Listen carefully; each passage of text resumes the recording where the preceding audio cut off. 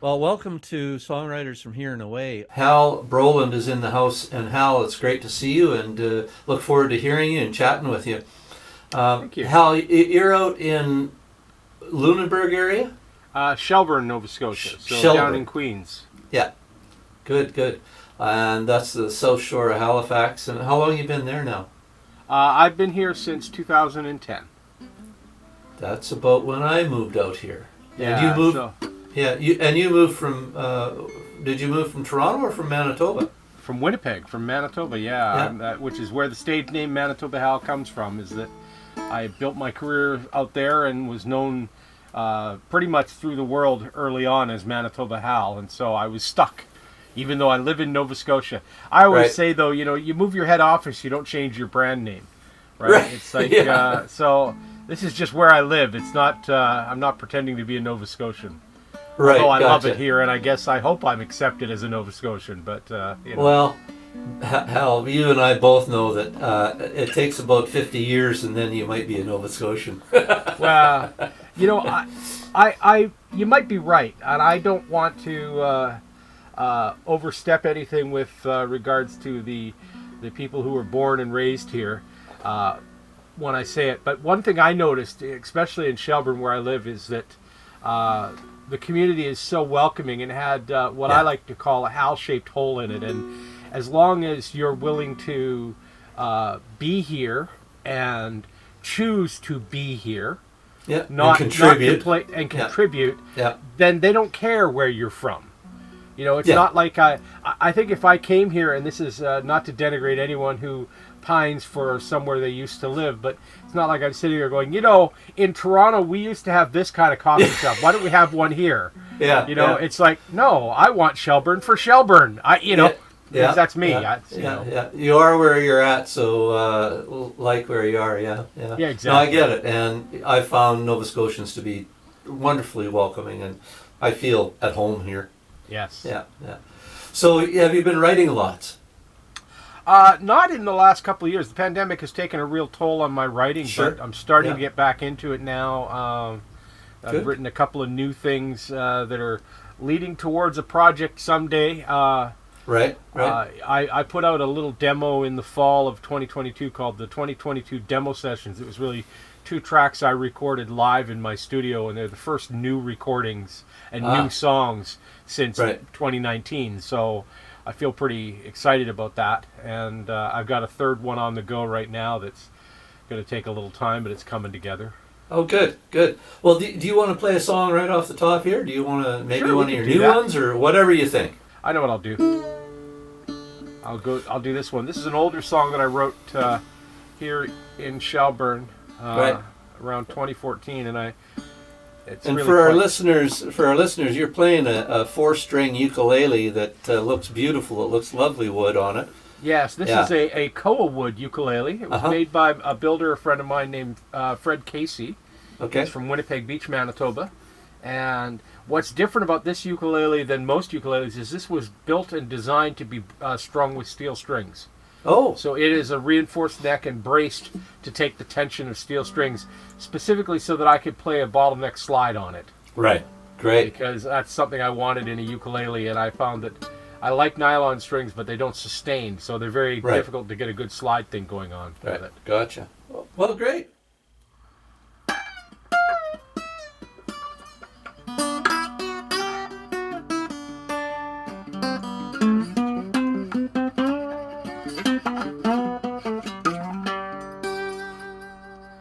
Evangeline, your sons and your daughters shine like a riverboat queen as she makes her way down through these clear blue waters. The prettiest sight I've ever seen.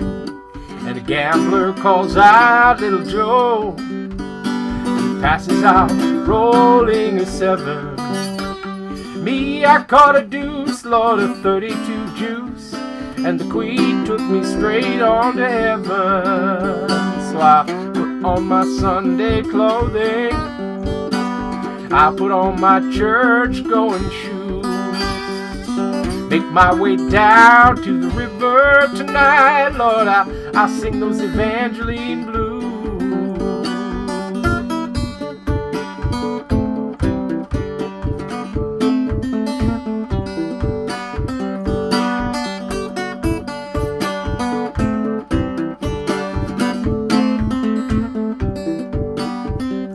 Evangeline, you wind through this country, and your waters flow straight down to the sea. And I've been a slave to these dice and a prisoner of this vice on the riverboats of Evangeline.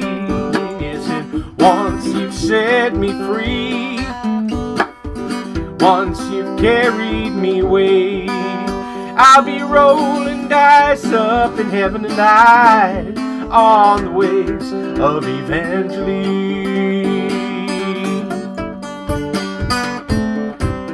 Oh yeah.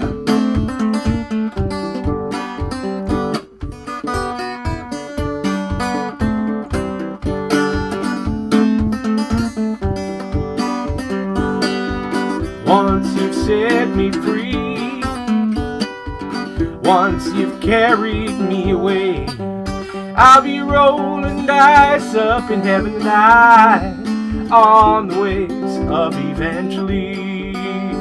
And I put on my Sunday clothing, I put on my church-going shoes, make my way down to the river tonight, and I'll sing the Evangeline blues.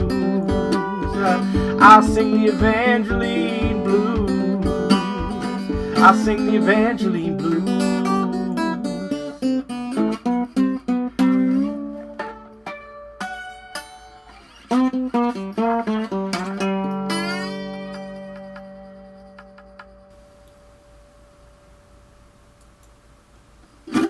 Yeah. Lovely. I love that. That has a great sound. It's definitely not a uke sound in the traditional sense at all, is it? No, it's it has more akin to a tenor guitar or a guitar in that regard. Mm-hmm. It's funny because I'm sort of known. A lot of my career is known as a ukulele player, and I've been fortunate enough to travel over half the world doing festivals and showcases and workshops and things like that as a ukulele instructor. Right. And I seem to lean towards doing everything I can to negate the sound of the ukulele but keep the form of the ukulele. I found that I really like 4 strings. I like the compactness.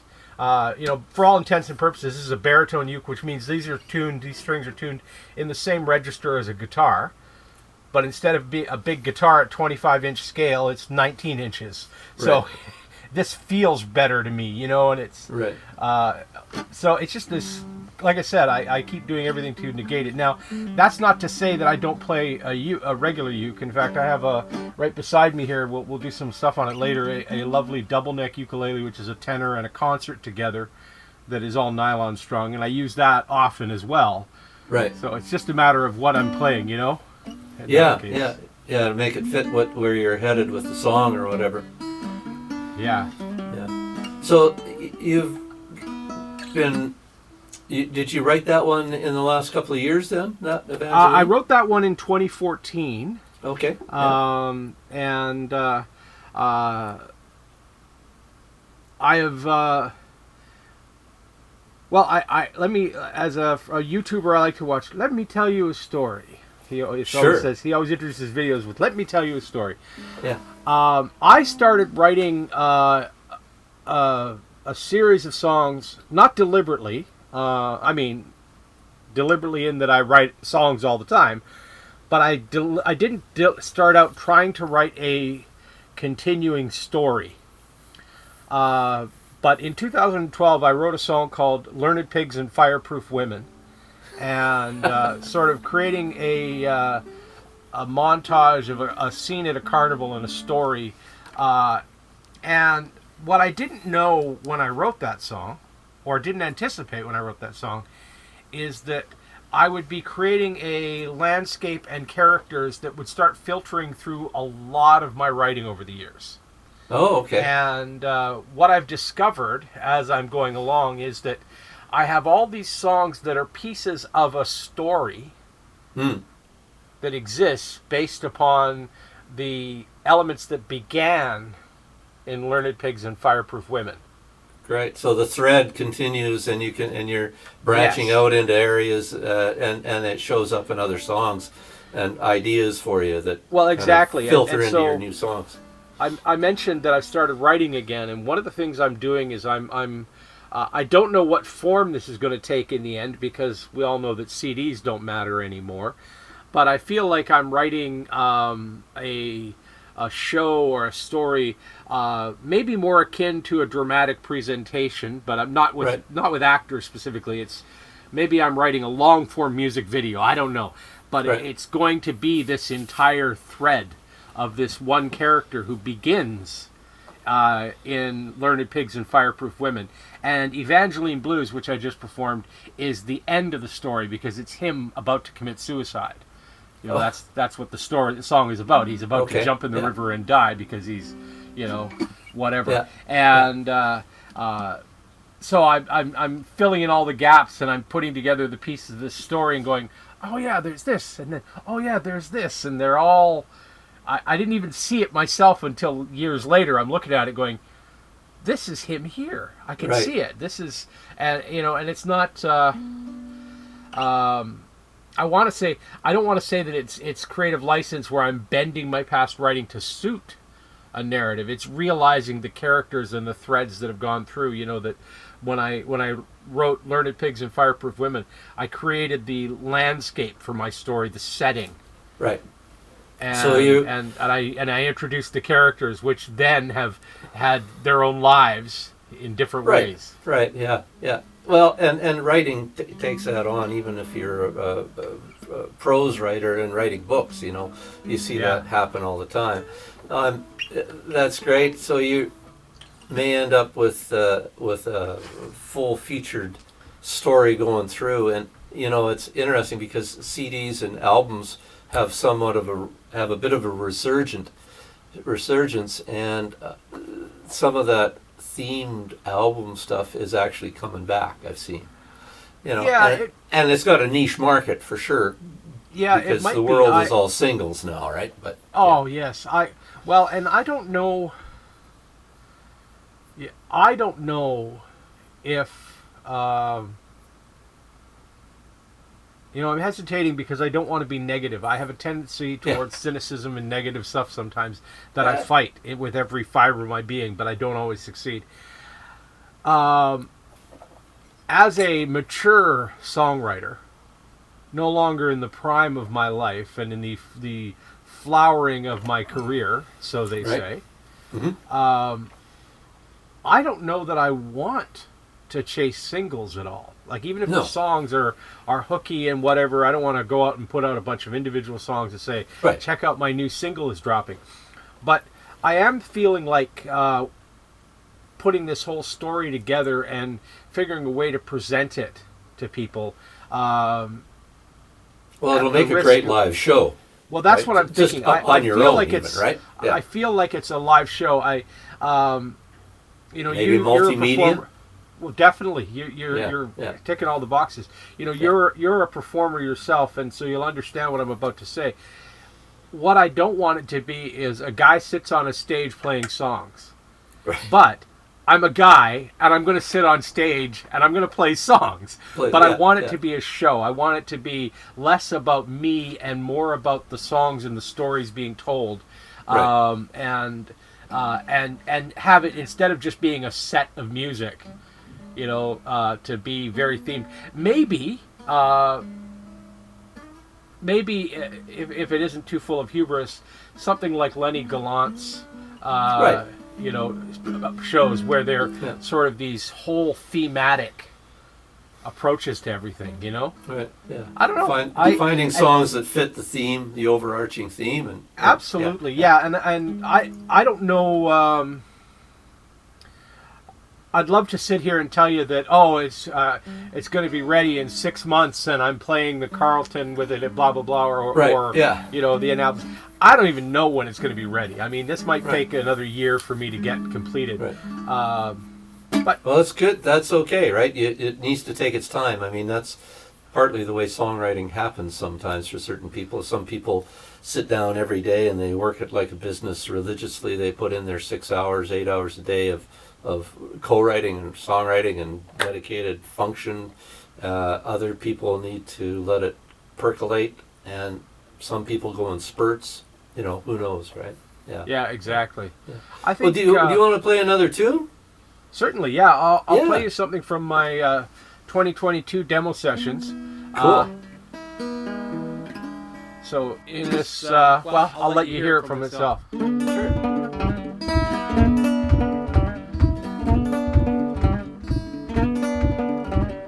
Standing at the crossroads, waiting for the devil to take his share. I saw the ghost of Robert Johnson. He was still standing there. He said, "Be careful what you ask for. In this world, it's always through. The devil's in the details, and you might just wind up screwed."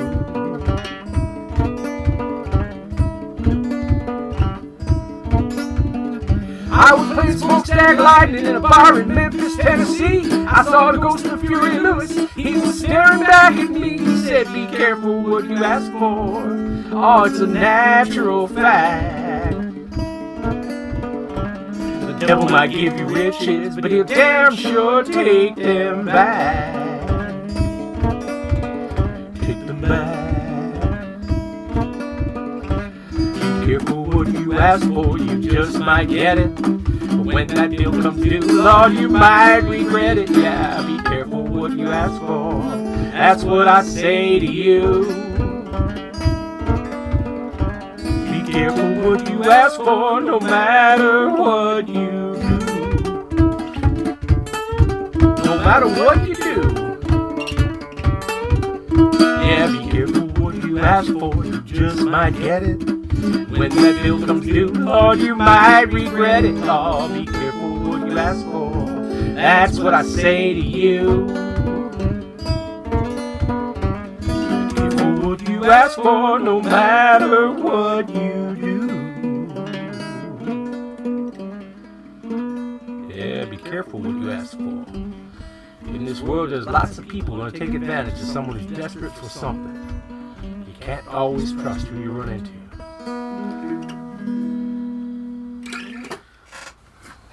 Words to live by.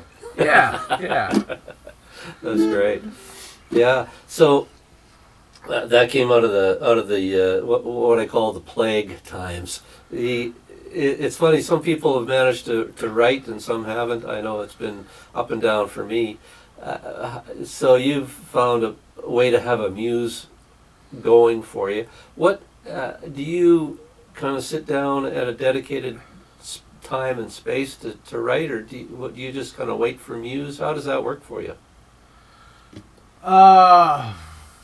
Well, it does and it doesn't. So just to be clear, I have not written through the pandemic. I've only started writing as we're coming out of it. Okay. In my life, I find that in times of stress and difficulty, they might be good fodder for songs, but they are a terrible time to write songs. I Gotcha. tend to shut down and everything, and it's later on that I reflect on things and can deal with it. As you process it, then the stuff comes out, right? Exactly. Gotcha. Yeah. And I have at times done both the methods that you mentioned. Back in 2013, I recorded an album at a cottage in Fort Coulonge, Quebec, that is owned by my manager, Nicole Colbeck, and it's an off-grid cottage. It's solar powered. There's no cell phone service. It's far away from everything. And I went up there, and I had a week, and I decided that I would dedicate my week to writing, and I wrote an entire album because there was nothing to distract me. There was no Right. YouTube, no TV shows, no other voices. So all I was left with was what is it they say in Dead Poets Society? My yop, my prehistoric, or my primitive yop out to the world. It's my voice to the universe. Right. And I'm not going to tell you they were all great songs. That's not really the point.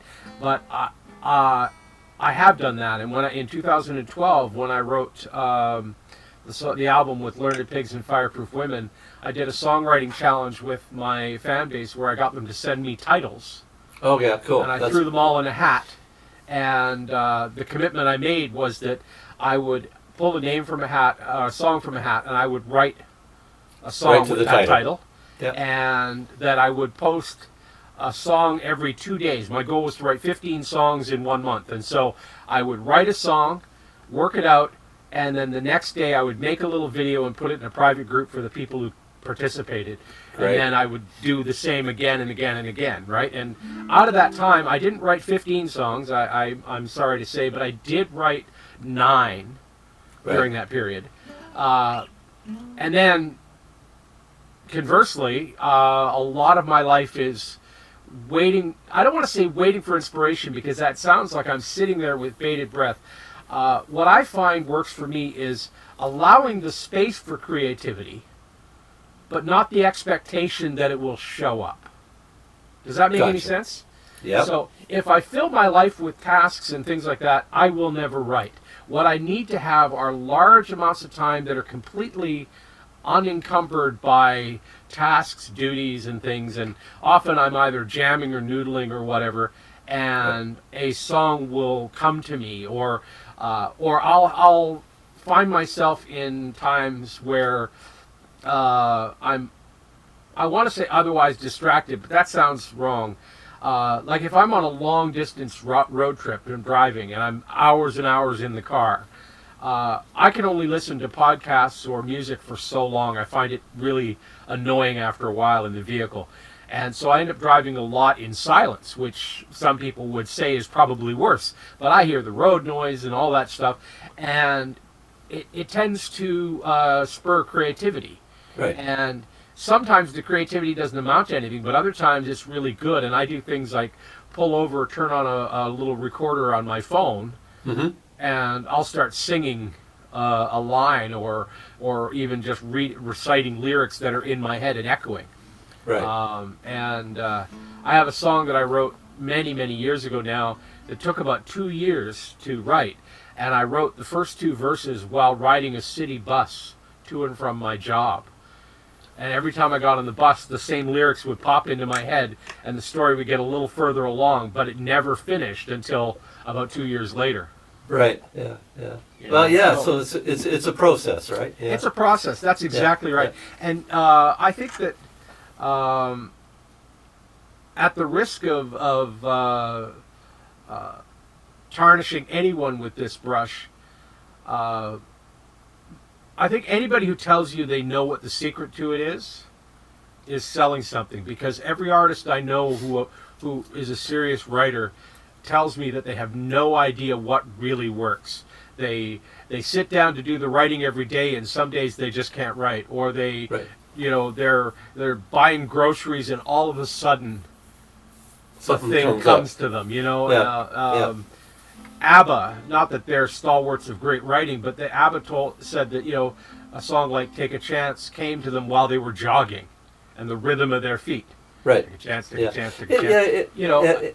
And there's, like you say, there's no formula for it, but there's lots of tools that help you craft something after you've got the inspiration or you've got the stuff in some format. Absolutely. But yeah. By the way, it's Manitoba Hal. I mean, you can call me Hal Brolin, but no one knows Hal Brolin. They know Manitoba Hal. Hal has just picked up a double-necked ukulele, custom built, and it is a beautiful thing. Yeah, this is made by the same gentleman, Fred Casey, and we had there's a story behind this instrument, as would be expected. I was on tour and staying at his house one year, and I spent about a year thinking about this. And so I asked him at one point, how hard is it to make a double-necked acoustic instrument? And out came the whiskey, and a few bit of conversation, and next thing I knew, I'd ordered a double-neck instrument. But I came up with, or how this came about was, I started playing ukulele on a 1955 Martin soprano ukulele, and I fell in love with the sound of that high-strung, sweet kind of a sound. Right. But I wanted more depth, and I was mostly playing tenors by this point because I could get this low G and have this really big sound. Right. And so I wanted a way to combine them all. because I'm most often performing as a solo artist, I didn't want to have to put down one instrument to pick up another one. I felt like there was this break in the flow of things, and Right. if there was a way to sort of have it all be accessible to me, And have the variety that you want. and have That's the trick, variety right, as yeah. well, then it would be really cool. So we came up with this, and it's supposed to be like an old radio. You see the sound holes, the vintage radio, and Right. so the uke is called the Radiosonic, and something that didn't quite work, but it was meant there. These little half lines that you see on the fretboard are supposed to be radio dial markers, but Oh, they okay. don't Yeah. really show up for people. So Right. it looks like there's all these micro frets, and instead of what they're supposed to be, the idea was this neck is FM and this neck is AM. Oh.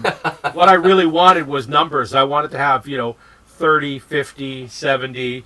And Right. Yeah. It looked 300 like the and so radio on. dial, but that's a lot of work. Well, it is, and A lot of inlay. a lot of inlay, and unnecessary inlay. I mean, this was expensive enough as it was. Yeah. Yeah. So yeah, for those who don't know, this is a tenor scale ukulele, which is about 17 inches, and a concert, which is about 15 inches. Right. And the concert has the high G tuning, which is the My Dog Is Fleas, the traditional one that people are used Right. to.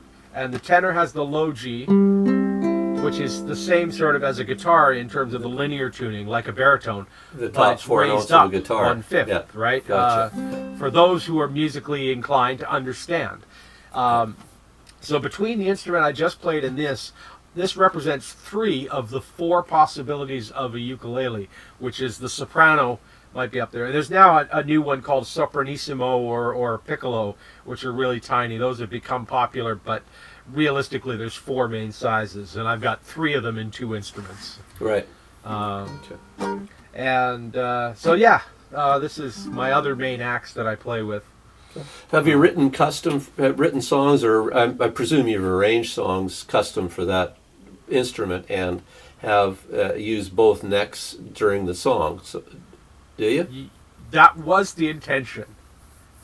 The reality is it has never really worked the way I wanted it to. It's not Okay. that it hasn't. There was one piece that I used to perform that did. So I use a lot of looping technology in my shows. Right. And I okay. will sort of create a looping background. And that's one of the reasons I wanted the variety of tone. I wanted to have a couple of instruments at my disposal. And so I had one song where I would lay down a groove where this neck would basically be just doing Kind of a along with bass, percussion. ostinato-y kind of a thing, yeah? Yeah, just sort of this kind of, you have that low G thing. And then I would come up here and, that kind of thing over top of it. And it worked, but it was the only song that ever combined both necks in the same song, Right. in the same way. There is an old blues number I perform where I use both necks, and you got this sort of sweet little melody going on here. This is from a blues song from 1928. And it's just really sweet and beautiful at this point, And then at one point you come up to a climax. And it goes like this.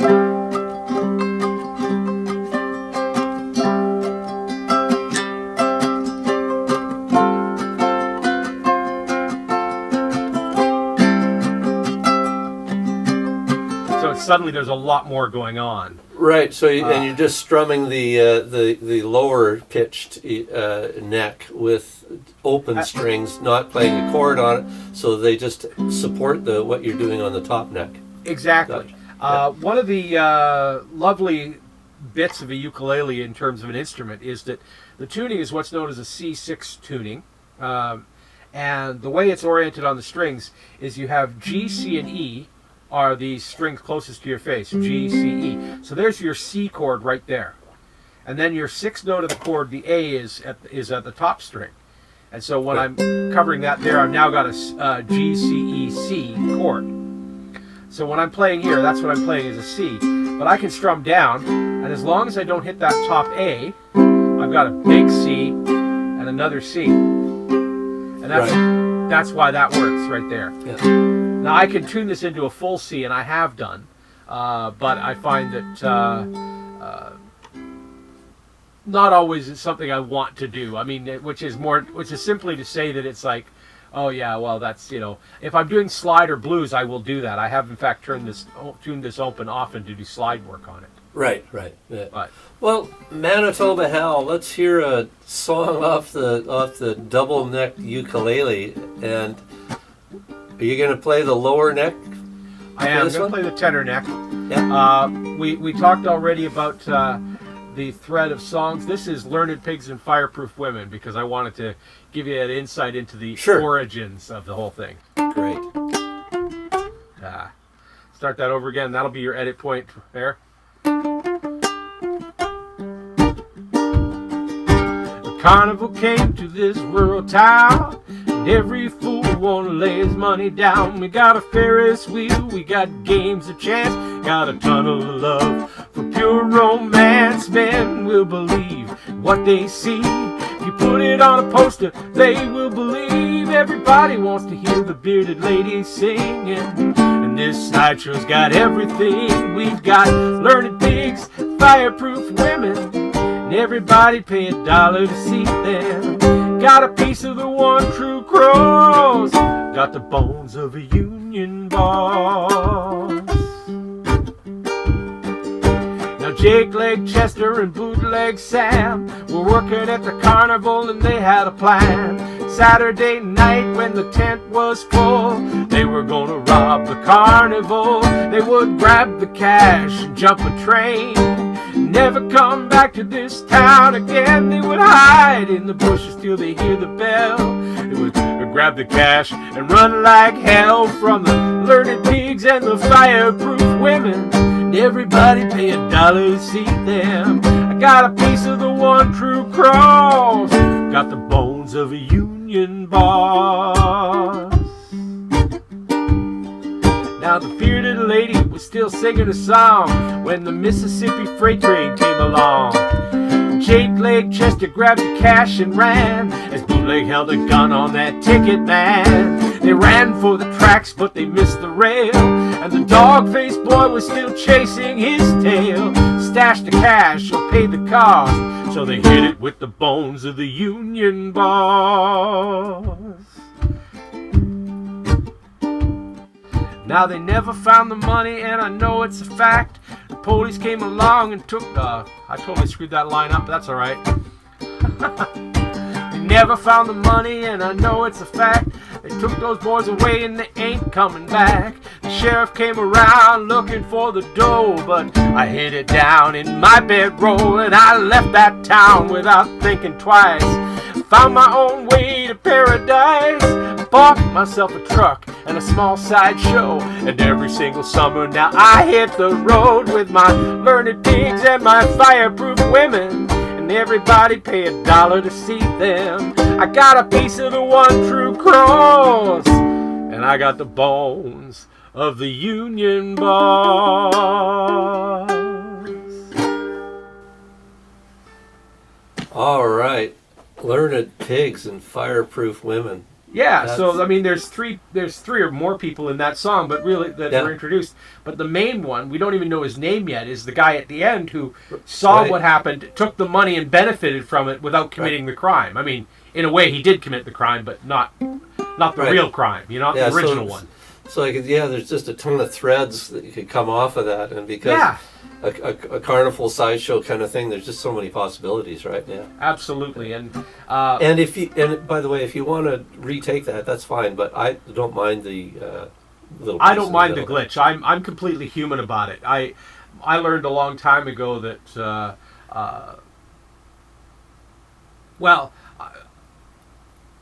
I always describe it this way. I've been fortunate enough to be on stages around the world, and I have found the difference between doing the job perfectly and making a mistake in the job is the same thing. Nothing. The audience does not care. What they care about is how I deal with a mistake, not that the mistake was made. Right. And I had this one experience that I like to share. I was playing on tour in the UK, and I was on my final performance of the tour. It was a theater show, 600 people. it was one of the big reasons I was over on this tour was for this appearance. And I got all in my head and stuff happened and the whole show went to crap. And what I mean by that is, someone carried my pedal board out and in the process of carrying it out, accidentally turned some knobs on it. And I didn't check it when I plugged in, so nothing worked right away, which put me immediately on my back foot, trying to get Catch the job up right. Trying to get comfortable. Exactly. And then that threw me off in key on one song and memory on another song. And I was like fighting through the whole set. I finally got to the big climactic moment is a song that I wrote a while ago. And it has this bridge that is, from a poem that I found, all about, all different things to do, hate less. The crux of it is hate less, love more. But it's this whole long phrase of like, eat less, chew more, all these different things you can do, culminating with hate less, love more. And I could not remember it. I'm in the middle of the song. This is the climactic show. I'm in a theater of 600 people and nothing. The mind is blank when I get there. I know what I'm supposed to say. I know the idea. Right. But the lyrics are gone. Yeah. No. And so I come back around. I do a little bit of soloing. Come back around. Boom. I tried to hit it 6 times. It was just not going to come. So I had to leave it. I had to just leave it on the table. And the funny thing was funny is maybe the wrong word, but I had made up beer mats that I was touring with, and that the poem, that climactic moment, was on one of the beer mats. I mean, this was a central piece of the tour. I'd been doing it all over the UK. And then in my big moment, it was just gone.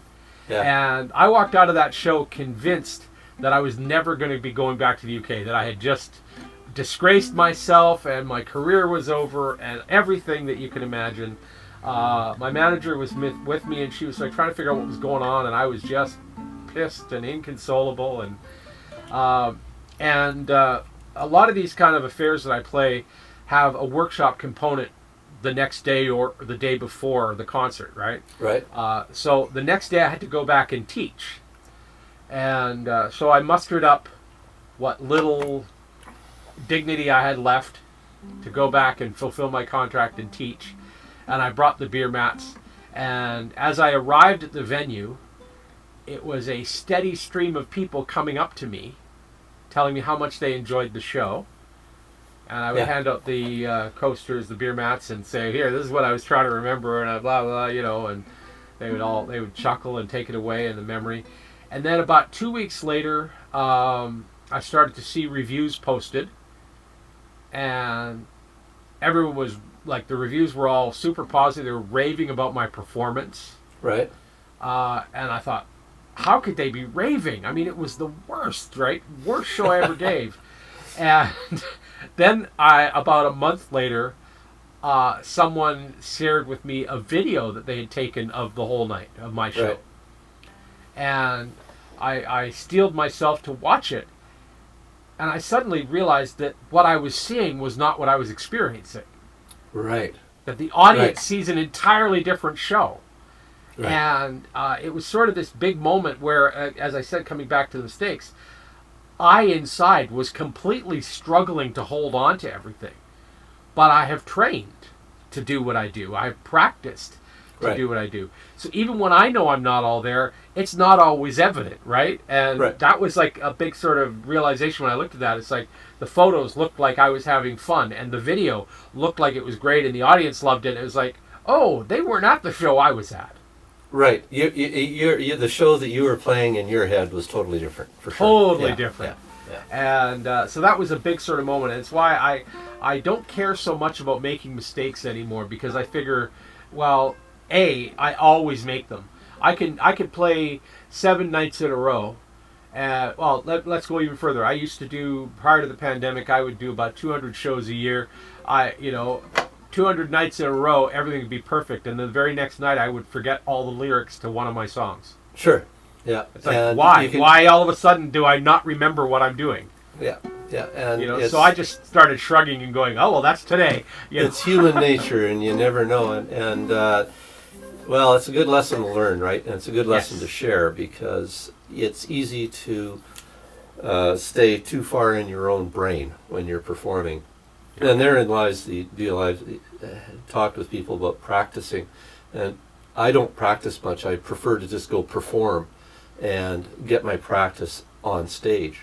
Yes, It's still a little difficult through the plague, but and people say, why should what about practice? And I said, well, if you're not playing all the time, then you need to practice so that when you do go play in public, or you have to do a recital or whatever, or you're going to do a test for your grade 6 piano, you're able to make it through on body memory, right? And that's what happens when those things fall apart around you. You need to rely on that mental memory, your body memory, and that kind of stuff. So yeah, it's performing is just a strange place to be sometimes. Well, yeah, I also think that it's this rarefied space. This comes down to a philosophical question, and I'm sure there's opinions on all sides of this, so I'll admit that this is not the only way to look at it. But I always think that a performance, a live show maybe is a better way of saying it. A live show is a conversation between me and the audience. Right. And that means that it is unique to that situation in that moment. The energy of the room, my emotional or physical state at the time, all of it is totally in its own world. And so there's practicing to know your craft and to know what you're trying to do, but you can't practice a conversation without the other side. Right. So you never know what's going to happen. And so the performance is a completely new beast. And so, like you, I prefer to just play often. And then I'll go out there and make my mistakes in front of people, or my successes, my triumphs in front of people. Right. I'll share all the process, warts and all. Absolutely. Yeah. And what maybe it's held me back. Maybe Charlie Acourt and Matt Anderson will say differently. I don't know that they will. I'm picking them because they're successful writers from the East Coast. Right. But, maybe they'll tell me that it's the exact same thing for them. I don't know. All I know is that I know artists who practice to the nth degree, and every little moment of the show is completely prepared and perfect. And when you see them from one show to the next, it is prepared and perfect. And it's like, I can't do that. It's never worked for me. Yeah. Well, it's interesting, and I think everybody needs to find their own way through that, right? Yeah. I think so, yeah, absolutely. Have we got another song in the bucket that you might like to share with folks? I do. In fact, it's funny you say bucket. This is a song that came out on an album that I released in 2018 called Blues is in the Water. It received the nomination for Blues Album of the Year from Nova Scotia Music Society there. Good. And it didn't win, so it's also one of the many losers of the year, I guess. Well, yeah, there's a lot more losers than winners of awards, and what do they mean anyways? But absolutely, you probably lost to somebody like Matt Anderson or Charlie Acourt or whatever. Anyway, so they're all friends, right? Whatever. I was trying to make a bad joke, and I feel foolish for saying it now. But anyway, yes, it was nominated. It did not win. But back to, you said bucket. The song, I talked about writing while you were on the road. And I wrote this song while I was coming over the north shore of Lake Superior one summer. And the song just hit me as I was driving. Right. And anyone familiar with that road knows that it's a 2-lane highway, and there are very few pull-offs. So there was nowhere to pull off and save this. It's the longest stretch of boredom in the Trans-Canada Highway. Oh, I will disagree. I love the drive up over Lake Superior. It is gorgeous. Oh, it's But beautiful, yeah. But You there's can't times stop when anywhere. yeah, and it's tree after tree after tree sometimes. Rocks and trees and trees and rocks. For a couple as Wendell hours, Ferguson said.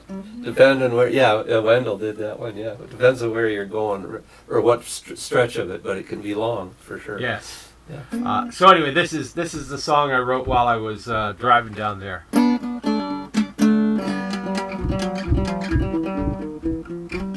I loaded up my tackle box, grabbed my line and pole, set my course on down the road to my favorite fishing hole.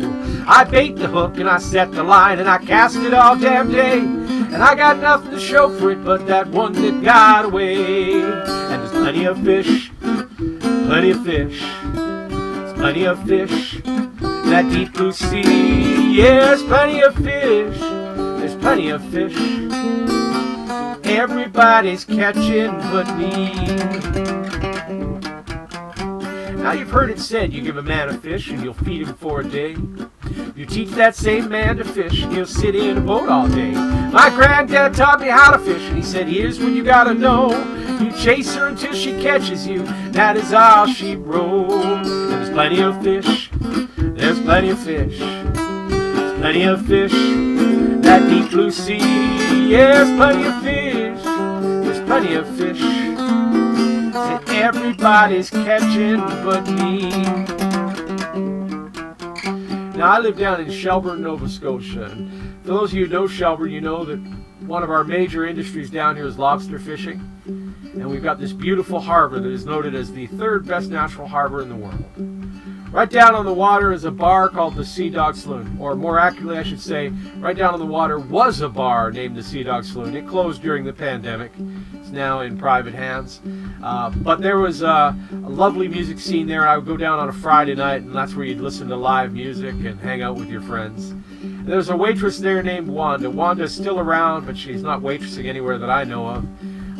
But she's talked about in this next verse, and she has heard it, so I'm not denigrating her when I include her. It goes like this. I wandered down to the Sea Dog to ask for some advice. Wanda's always got a word, but it ain't always nice. Wanda told me how you got to double check your bait. Make sure your rod is working, don't get started too damn late. There's plenty of fish, there's plenty of fish, there's plenty of fish, that deep blue sea. Yes, plenty of fish, there's plenty of fish that everybody's catching but me. Now, once I wrote that song, that kind of is the end of it right there. It's a little bit of a ditty, but I realized there's this old classic song that comes from a group called Pinkard and Bowden that really feels like the same song. It sounds like this. I was a cook, she was a waitress, down at Salty Sam's Seafood Cafe. And somewhere beneath the clam juice and the seaweed salad, some little shrimp just lured her away. Well, I lobster, I never flounder. He threw his line around her and they drove off in his cart. Oh, I lobster, I never flounder. I octopus his face in, he'll only break her heart. Yeah. So I said, just squid and leave me for that piano tuna. If you want to trout something new. She was the best I ever had, now my life has no purpose. And oh my God, I love her, yes I do. Well, I lobster, I never flounder. He threw his line around her and they drove off in his cart. Yes, I lobster, I never flounder. I octopus his face in, he'll only break her heart. Well, I swordfish she'd come back to me. You know, we had a whale of a good time. But I kelp her picture in my walleye just for the halibut. I don't think she kelped mine in her perch, though. Anyway, I get told I go on, and if I don't shut up soon, you folks are going to have a haddock. That's right, I said haddock, you're not losing your herring. Anyway, if I don't finish soon, it'll be a mackerel to get out of here alive. So, well, I lobster, I never flounder. He threw his line around her and they drove off in his cart. Oh, I lobster, and I never flounder. octopus is facing, he'll only break her heart.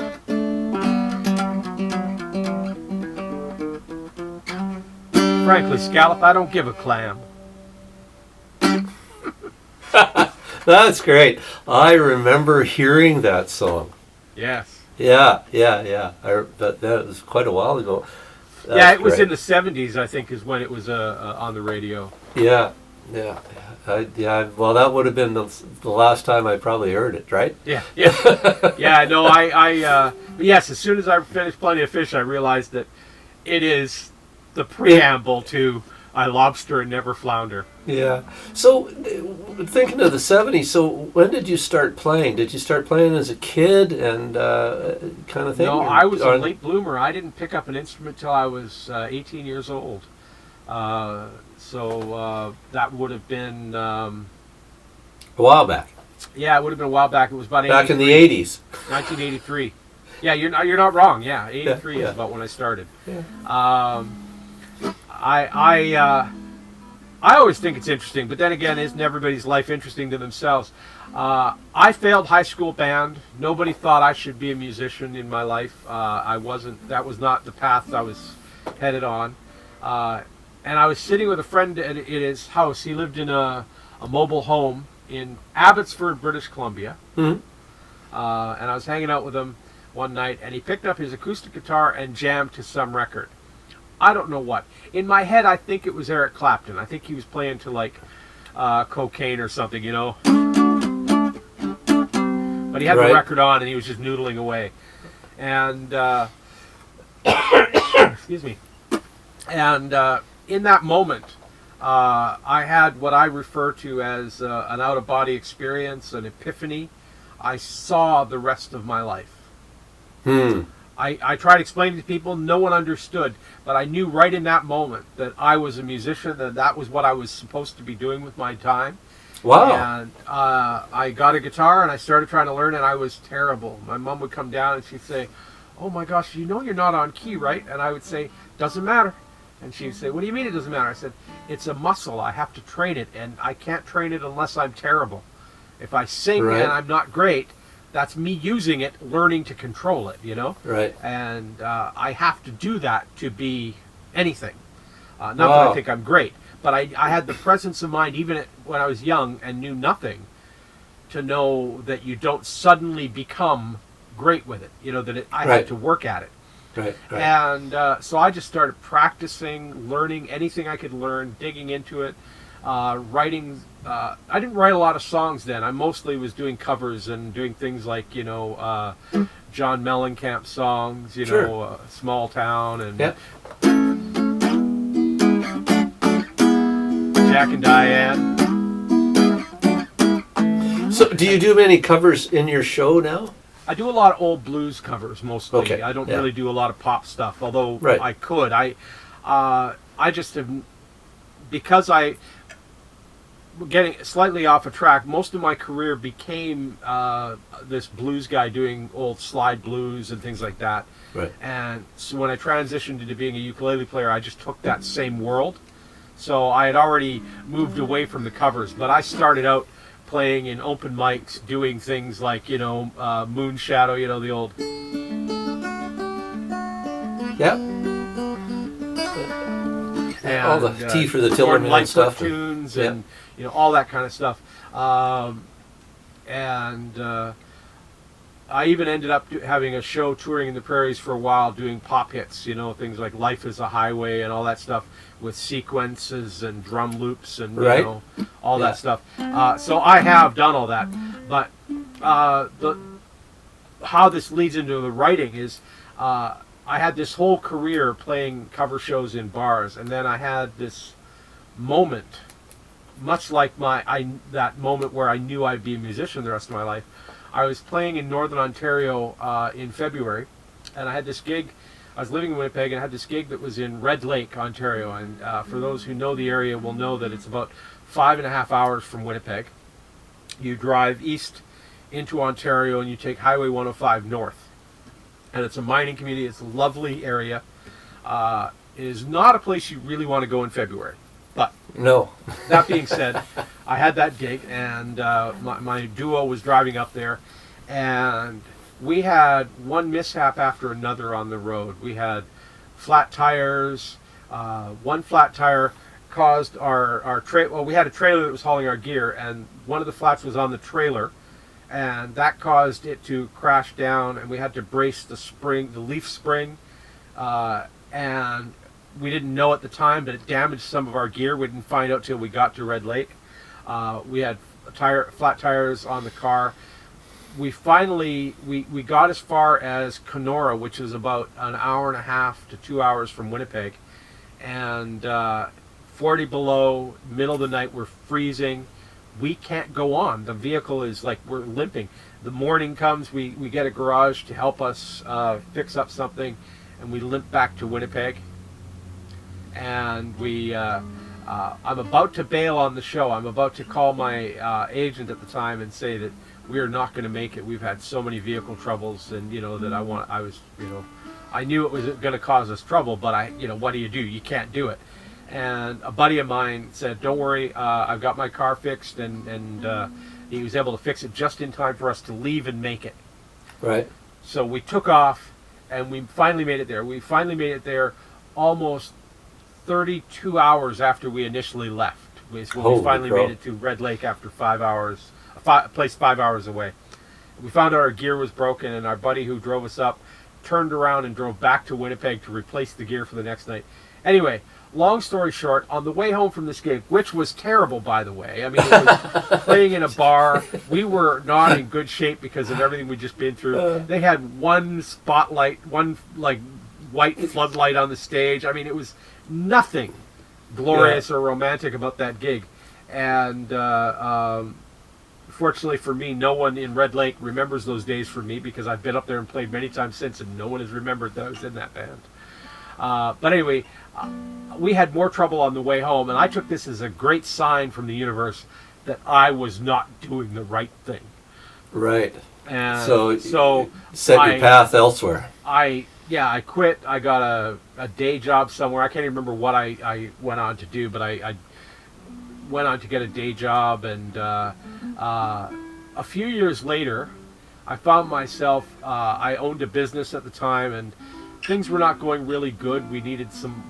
I needed revenue. We weren't making as much as I needed, and so I decided, I can play guitar. I should just go, and this is in the early days of the coffee house circuit. Do you remember the coffee house circuit? Yeah, I do. Well, that was the venue, where it was before Starbucks was real big. So and you played the Hovel in Edmonton or whatever, and all those places, And I started doing coffee houses all around Winnipeg, and later all around the West Coast. Mm-hmm. But I went into these coffee houses, and I decided that there were two things that the coffee house circuit gave me, and that was I wasn't beholden to the owner of the venue to only play the hits, because they weren't really paying. It was like they might give you a tiny honorarium, but really you were playing for people throwing money in a tip jar. Yeah. And so I could do whatever I wanted, and so I started doing some of the songs I really wanted to do, and I don't know why I decided to start writing something, but I did. And at that point, someone came up to me and said, your writing sounds a lot like the blues. And I really didn't consciously know much about the blues at that point. But I had listened to it. I'd listened to Sonny Terry and Brownie McGee and Stevie Ray Vaughan and things like that. And so I started consciously listening and learning to play the blues.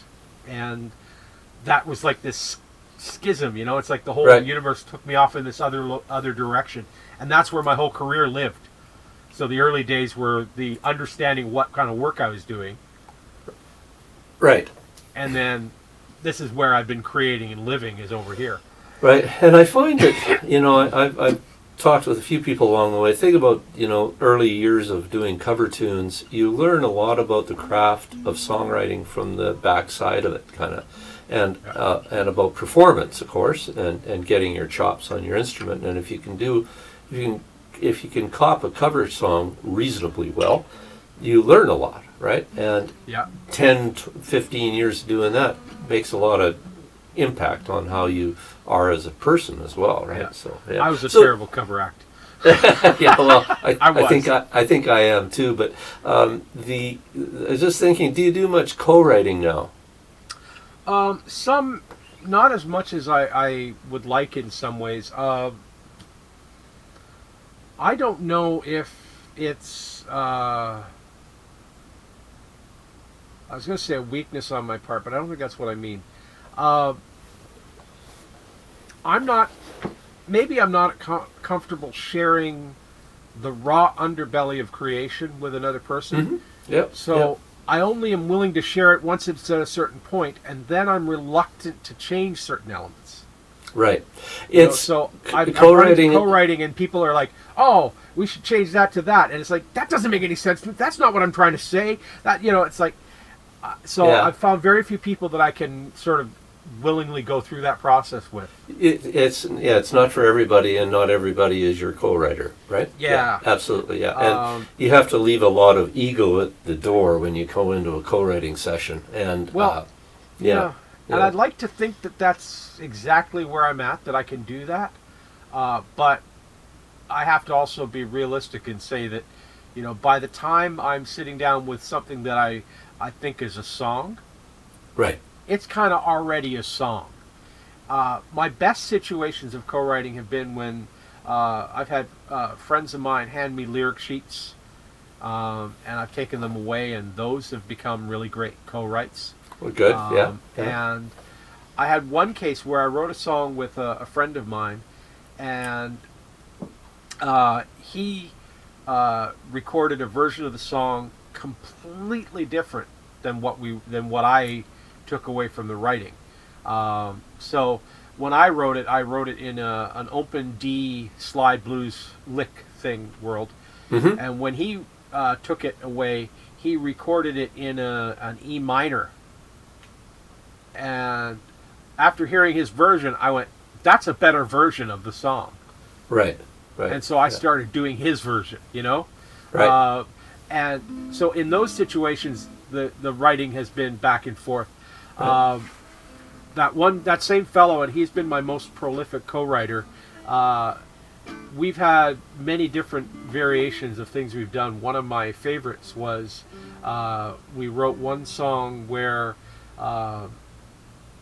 it was kind of an exercise. It turned out to be a good song, I think, but I had these ideas I used to try to work on, and in this case, I wanted to write a song where our protagonist was in a situation where stuff happened around him, and everybody thought he was guilty, and that all the language made him guilty, but in a circumstantial way.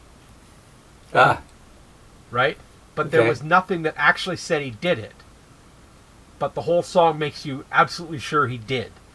And so we sat down and wrote this murder, and the idea was that, this guy was really behind it all.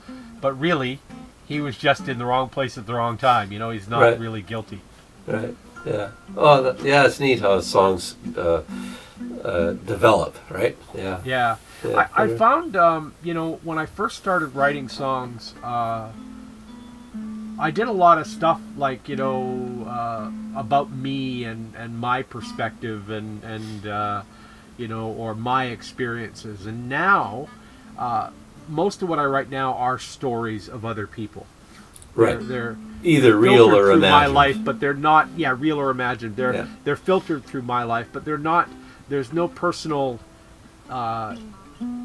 component to it. I'm not singing about my broken heart. So if I'm singing a really sad song, it's not about me. Right. I've written some songs where people think I'm like on the verge of suicide the way the song sounds, and it's like, no, it has nothing to do with me. It's just a really great song, Right. Yeah. Yeah. Well, Manitoba Hal, how about if we you can play a happy song or a sad song or an in-between song. Do you want to do another one? I will. I will send us out with a song that I wrote in the Badlands of Alberta. I was camping. Excuse me. I was on tour in the summer of 2018. think it was 2018. It might be 2017. I can't remember anymore. And I had a couple days off. And so it was August. It was very hot. And I decided that I would get this campsite on a little place by a lake. Right. And if you've been to the Badlands of Alberta, you know what Absolutely. I'm talking about. I grew up in Alberta. For those who haven't been to the Badlands of Alberta, vegetation is rather sparse. Would be a good way to put it. It's a desert. So it's a desert. Yeah, it's pretty rough. And so I found this one campsite, and they had this lake, and due to clever use of irrigation, everything, there were trees all around it, and you could pay extra for a campsite that had trees. Right. So I sprung for the campsite with the tree, and when I got to my campsite, the only one left, the tree was about 3.5 feet tall. It was a sapling that had been planted. So I sat there baking in the sun for the 2 days I was there. I swam the lake a little bit, but I was really baking in the sun. But I wrote this song. Now, the song has nothing to do with that story other than that's where it happened. Right. Okay. Gotcha. But I love that story of paying for a campsite with a tree and getting a sapling that I keep telling it. Anyway, yeah. So my manager Nicole has these songwriting challenges. She runs creativity challenges on Facebook and with her clients, and she had a prompt out for this song, but ironically I had written it right before the prompt, but it turned out to fit the prompt perfectly. So the third verse is where it really matches up to what she was going for. Her son is an organic farmer in the Ottawa region, which is where they live. And the third verse is all about farming. All right.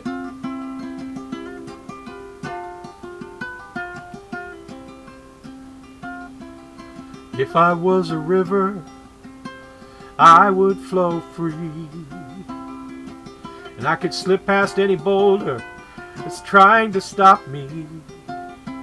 Yes, if I was water, I could flow like that, and you couldn't stop me, 'cause I'm a natural fact. And if I was a bird, I would fly free, not be held in a cage. Man, you couldn't catch me. Yes, if I had wings, I would take to the sky, and not be held on the ground, 'cause that's no way to fly. But I'm not a river on my way to the sea, not a bird in the sky, I cannot fly free. I am just a man blessed by love. I'm blessed by love. I am blessed by love.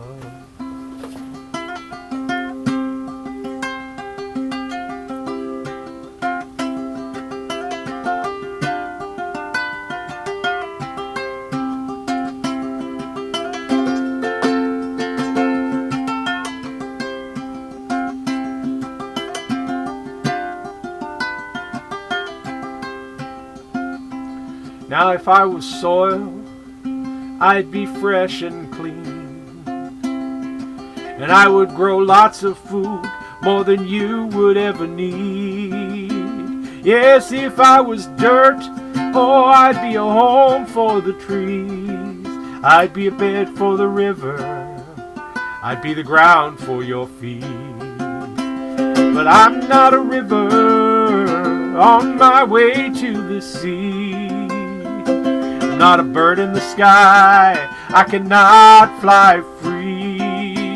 I am just a man blessed by love, blessed by love. I am blessed by love. I'm not a river on my way to the sea, not a bird in the sky, oh, I cannot fly free. I am just a man blessed by love. I'm blessed by love. I am blessed by love. I'm blessed by love. I'm blessed by love.